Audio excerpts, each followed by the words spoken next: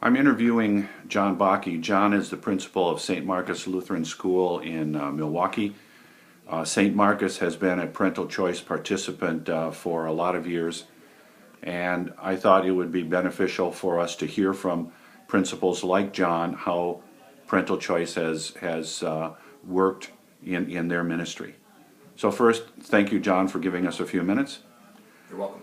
I would ask the two biggest questions, the two biggest concerns that I hear in our part of the state is, number one, how does parental choice affect the school climate?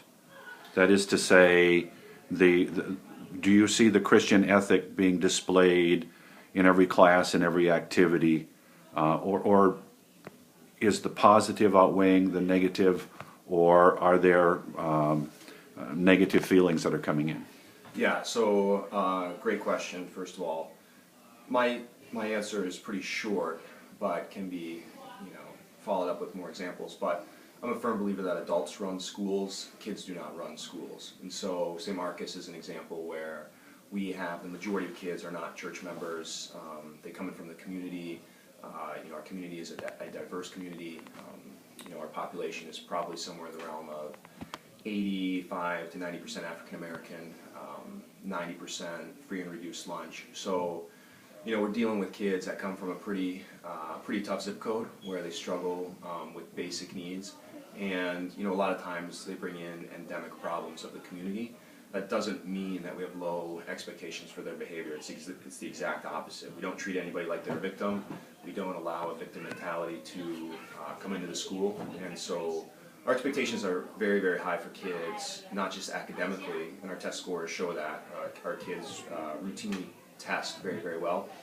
But first and foremost, our expectations are that they learn that they are redeemed children of Christ and bought with His blood.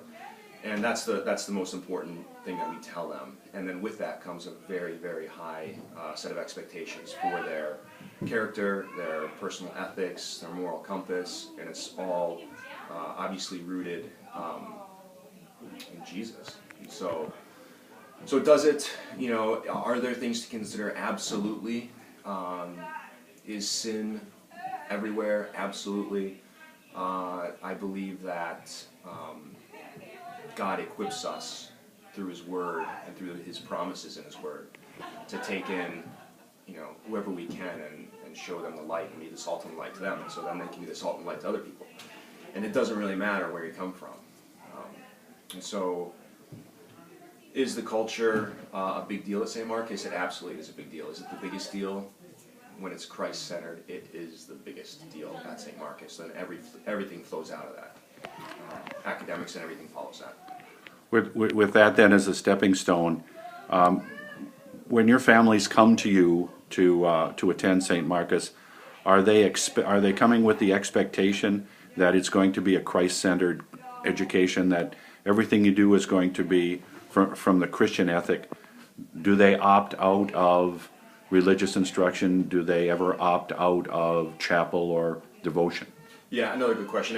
And I, for people who are exploring the idea of school choice, I hear this question frequently, and from our perspective, and I've been in 3 different choice schools now, and literally worked and seen, hundreds, if not, thousands of kids now. I've never had a situation where a kid has opted out or a student has opted out of religious participation, instruction. Do we have 100% attendance at our Christmas program, or when kids sing in church? No, we don't have 100% attendance of when kids sing in church, but I don't believe that's because they're opting out of religious participation. During the school day, it's 100% expectation, and that's what it is. Anecdotally, we had a couple years ago a student walk into the school, and just by judging from their last name, we could tell they were Muslim. And we just really clearly stated what we were about, and then we said, you are more than welcome to attend school here. We would love to have you attend. We preach Christ crucified. However, the Clara Muhammad Choice School down the street is probably a better fit for you. And so, not that we think that we shouldn't witness there, but we're very, very upfront with whether or not it would be a good match. And in my situation, I can think of that's the only case where we've said to a student, we'd love to educate you, we'd love to share God's promises with you. However, you might be better off somewhere else. And that's one student literally out of, I don't know, 1,500 parents that we've had come through. What would you say would be your greatest argument in favor of choice, your greatest positive that St. Marcus has experienced because of participation?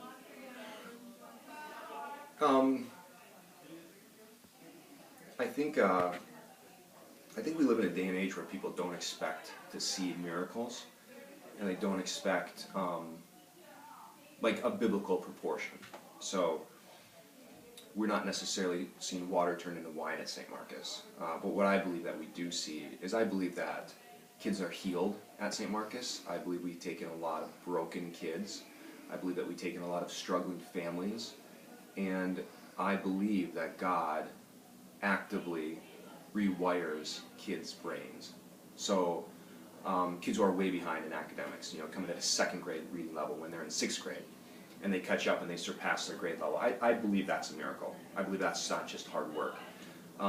Kids that have some kind of character, stealing or bad language or some kind of upside down view of the world, and that's changed and that's flipped on its head for kids. And I believe that's a miracle. And I believe those things don't happen in other schools. I don't think those things happen in non-Christian schools. Frankly, I believe our country, our nation is in crisis. It's moved away from Christian principles. And I believe that Christian education, specifically in the elementary and high school levels, will be one of the main things that returns the United States back to Christian principles. And that emphasis obviously has to expand and get bigger. How about the other side of the coin? Have you noticed a negative for St. Marcus because of participation in the choice program? That's really hard to say. When I came into St. Marcus 6 years ago, it was already in the choice program, so that's really kind of all I've known. I know that I just know that the things that we do at St. Marcus, because we work with a minority population that has specific struggles, I'm fairly certain that we wouldn't operate like other WELL schools. That doesn't mean to say that one is better than the other.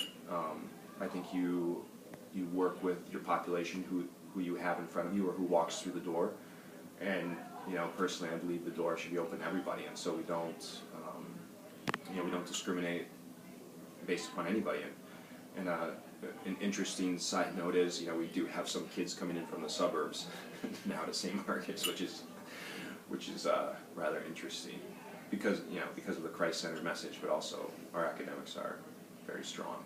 So as far as the negative goes, I don't see it. I think it's the most exciting environment to be in because there is so much room for kids to grow in the kids that we see, and for the kids who are, so I could specifically talk about my own personal kids who go to St. Marcus, or I could talk to other staff kids that go to St. Marcus, and the experience that they're having, where they see firsthand, they not only see their parents and the adults at St. Marcus working with kids, but they see an opportunity for themselves to interact with kids who may not know Jesus. And so when we talk about creating missionaries or the impact that it has on kids who come from very, very stable homes, I think it's an opportunity there as well. Well, John, I thank you for the minutes.